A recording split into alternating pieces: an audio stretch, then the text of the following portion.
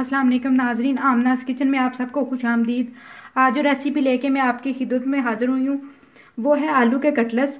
तो चलिए हम सबसे पहले अपने इंग्रेडिएंट्स की तरफ आते हैं। ये मैंने तकरीबन 1 किलो के करीब आलू लिए थे।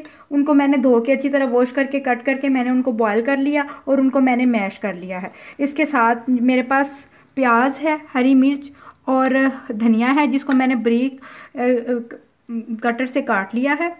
इसके साथ मैं जो इंग्रेडिएंट्स यूज़ कर रही हूँ, बाकी जो सॉसेज यूज़ कर रही हूँ उसमें मैं चिली सॉस, सोया सॉस और सिरका यूज़ कर रही हूँ। ये मेरे पास चाट मसाला है।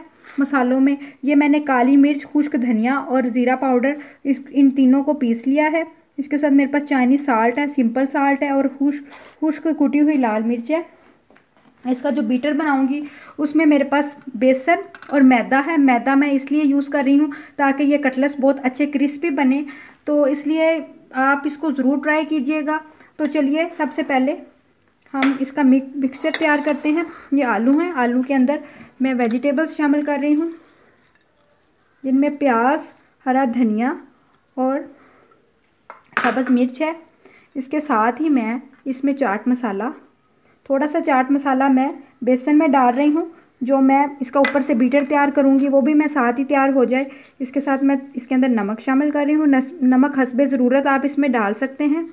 सुरख मिर्च है, बाकी सुरख मिर्च मैं इसमें शामिल कर रही हूँ। बेसन, इसके साथ ही मैं इसका भी मिक्सचर तैयार कर रही हूँ। चुटकी भर नमक। इसके साथ मेरे पास जो मसाले थे उनमें जो मैंने पीस के रखे थे उनमें कुछ मसाला मैं इसमें शामिल कर रही हूँ और कुछ मसाला मैं बेसन में डाल रही हूँ। इसके साथ मेरे पास चाइनीज़ साल्ट है, वो भी मैं हाफ़ यूज़ कर रही हूँ। तो चलिए अब हम अच्छी तरह इसको मिक्स कर लेंगे। तो चलिए ये देखें आपने, मैंने इसके अंदर ये सारी चीज़ें शामिल कर ली हैं। अब मैं इसके अंदर सॉसेज शामिल कर रही हूँ।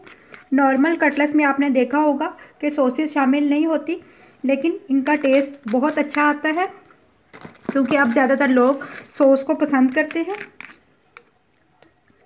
तकरीबन 1 टीस्पून के करीब मैंने सिरका डाला है, 1 टीस्पून के करीब ही मैंने सोया सॉस डाली है। आपने बहुत ज़्यादा सॉस नहीं शामिल करनी, जस्ट फॉर टेस्ट के लिए आपने डालनी है। 1 टीस्पून के करीब ही मैंने चिली सॉस डाली है। इनको अच्छी तरह मिक्स करने के बाद मैं इसको कुछ देर के लिए रख दूंगी। फिर मैं इसके कबाब बना लूँगी छोटे छोटे, इस तरह गोल गोल टिक्की शेप में। इस शेप में मैं इसकी कटलेट्स शेप दे दूँगी और उसके बाद मैं इनको फ्राई करूँगी।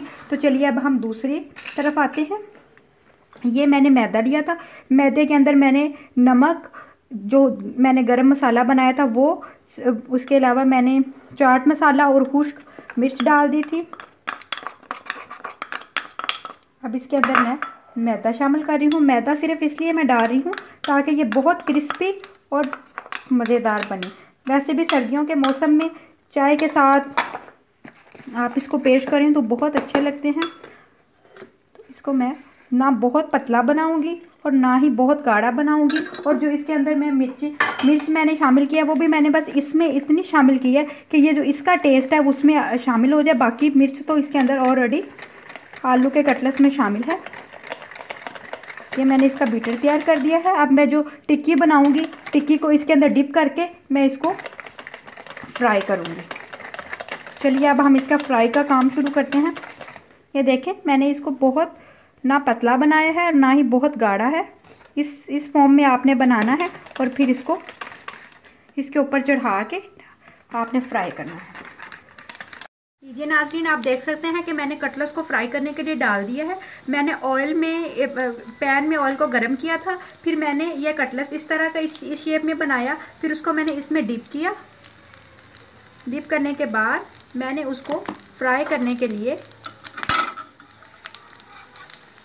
इसमें डाल। इसी तरह आपने कटलेट्स बना के और इनको फ्राई कर लेना है। अच्छा गोल्डन कलर में आपने इनको फ्राई करना है ताकि ये क्रिस्पी किस्म के बने।